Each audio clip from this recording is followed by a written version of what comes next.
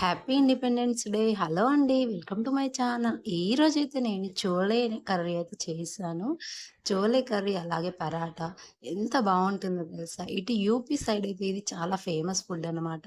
So, చాలా ఈజీగా ఎలా చేయాలో చూసేద్దామా? నేనైతే నైటే ఈ కాబోజీ శనగలు అంటారు కదండీ! చిక్కీ వీటినైతే నానబెట్టుకున్నాను.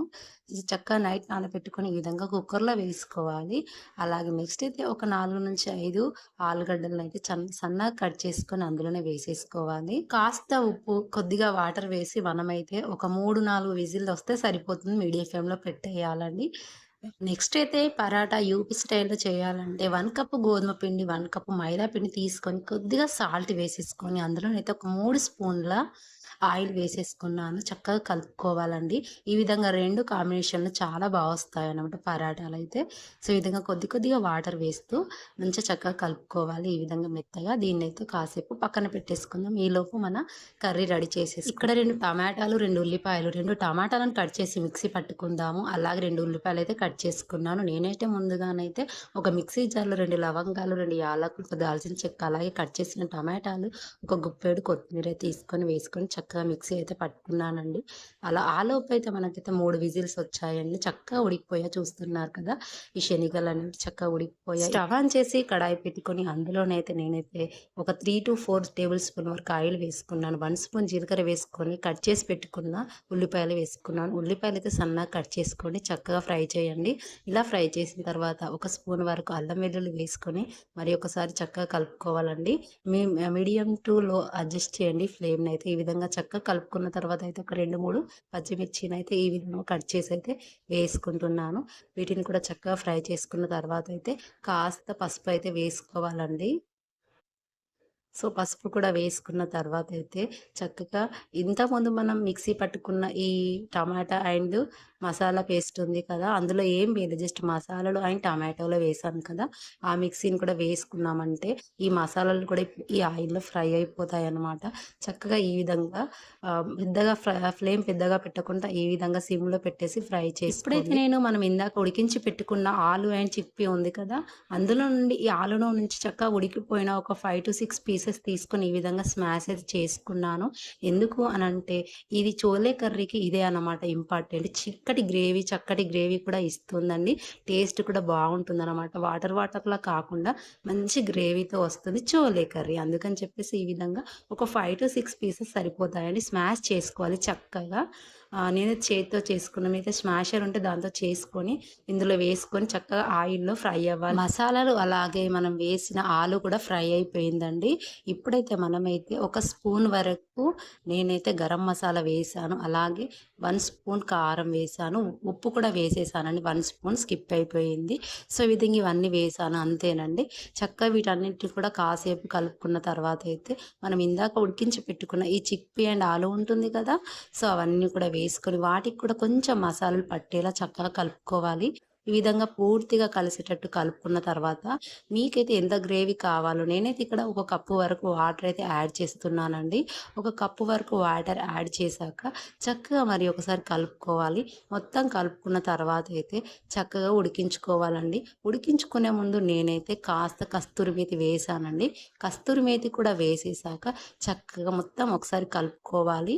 మీడియం ఫ్లేమ్‌లో పెట్టుకొని మూత పెట్టుకొని మధ్య మధ్యలో తీస్తూ చక్కగా ఉడికించుకోవాలండి. ఆల్రెడీ ఉడికిపోయాయి కాబట్టి మళ్ళీ ఉడికించాల్సిన అవసరం లేదండి.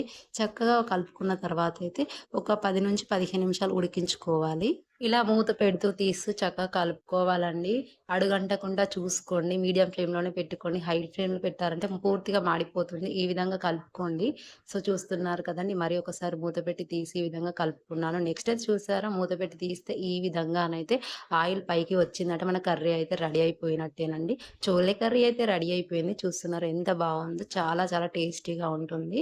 ఈ చోలే కర్రీ చక్కటి గ్రేవీతో ఎంత బావుందో. ఇంకా మీకు గ్రేవీ కావాలి అని అనుకుంటే వాటర్ ఎక్కువ యాడ్ చేసుకోండి. ఉప్పు, కారాలు కూడా చూసుకోండి. నాకైతే సరిపోతాయండి. సో, ఈ టైంలోనే చక్కగా మనం స్టవ్ ఆఫ్ చేసేసుకొని కాస్త కొత్తిమీర వేసేసుకొని దించేసుకోవాలండి. మన చోలే కర్రీ రెడీ అయిపోయింది. నెక్స్ట్ అయితే పరాటా చేసుకుందామండి. పరాటాకైతే ఇప్పుడైతే మనమైతే నానబెట్టి పెట్టుకున్న ఈ పిండి ఉంది కదా! మైదా పిండి అండ్ గోధుమ పిండి చక్కగా నానిపోయిందండి. కాస్త ఆయిల్ చేతులకు రాసేసుకొని కొంచెం ముద్దలు ముద్దలుగా తీస్తూ రౌండ్‌గా చేసేసుకుంటూ మనమైతే దీన్ని పరాటా షేప్‌లో చేయాలండి. ఇప్పుడైతే కాస్త పిండి వేసేసుకొని చపాతీలాగా చేసేసుకోవాలండి. నాకైతే పరాటాలు చేయడం రాకపోయేదండి. ఇక్కడ యూపీ వాళ్ళే నాకు నేర్పించారండి. సో, ఈ విధంగా చపాతీ కర్రతో చక్కగా ఈ విధంగా సన్నగా చేసేసుకోవాలండి.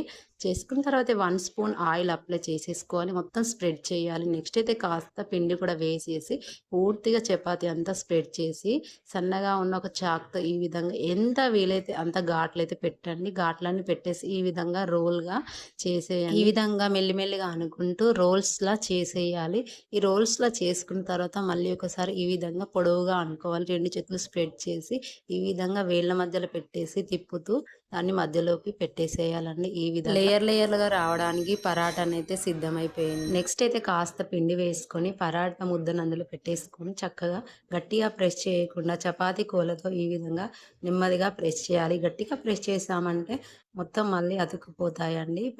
చపాతీలాగా అయిపోతుంది. అందుకని కొంచెం నెమ్మదిగా ప్రెస్ చేసి ఈ విధంగా చేశామంటే మనం కాల్చాక లేయర్స్ ఆ విధంగానే వస్తాయన్నమాట. సో, ఈ విధంగా మరీ సన్నగా ఉండదు పరాటా. కొంచెం లావుగానే ఉంటుంది. సో, ఇప్పుడైతే చక్కగా పెనం వేడెక్కాక ఈ విధంగా 2 వైపులు వేస్తూ చక్కగా మీడియం ఫ్లేమ్‌లోనే కాల్చండి. ఎందుకంటే లోపల కొంచెం మెత్తగా ఉంటాయి. అందుకని మీడియం ఫ్లేమ్‌లోనే కాలుస్తూ ఉండండి. 2 వైపులా కాస్త ఆయిల్ వేసి ఈ విధంగా ఒక అట్ల కాడతో ఈ విధంగా అనండి. చక్కగా అయిపోతుంది పరాటా అయితే. చూస్తున్నారు కదా పరాటా ఎంత చక్కగా వచ్చేసిందో. సో, ఈ విధంగా పరాటా అంటే ఇక్కడ యూపీ వాళ్ళైతే చక్కగా చోలే కర్రీ, పూరి లేదా పరాటా చేసుకొని తింటారనమాట. సో, మన చోలే కర్రీ చూసారా ఎంత చక్కగా అయిపోయిందో. కన్సిస్టెన్సీ ఎంత బాగా వచ్చిందో. ఇది అండి UP style chole paratha curry. నచ్చినట్లయితే ఒక లైక్ చేయండి. అలాగే మరిన్ని రెసిపీస్ కోసం మన ఛానల్‌ని లైక్ అండ్ సబ్స్క్రైబ్ చేసి సపోర్ట్ ఇస్తూనే ఉండండి. ఈ చోలే కర్రీలోకి పరాటో అయినా లేకపోతే పూరితో తిన్నా సరే చాలా బాగుంటుంది. రైస్‌లో కూడా బానే ఉంటుంది.